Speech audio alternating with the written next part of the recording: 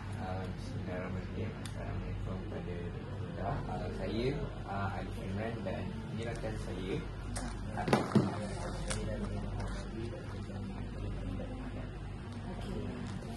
Boleh panggil saya Alif. Doktor, saya cuma nak tanya sedikit je, iaitu berkaitan, doktor tahu ke sedikit sebenarnya berkaitan pemindahan MPI kepada IPIS, lepas tu kepada IPTKPI.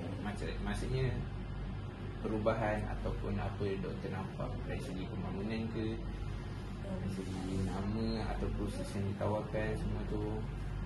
Okey, saya kan berada di sini tahun 1997, masa itu nama masih Maktab Pemuda Islam.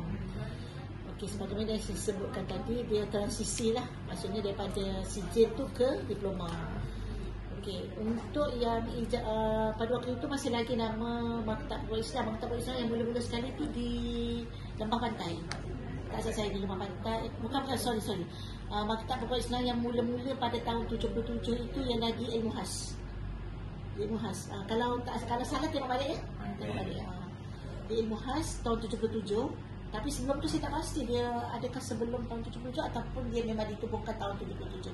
Tapi saya rasa macam tahun 77. Ya, dan yang tu saya mak balik. Kemudian untuk dia belajar dalam tahun 77 tu sehinggalah tahun 89.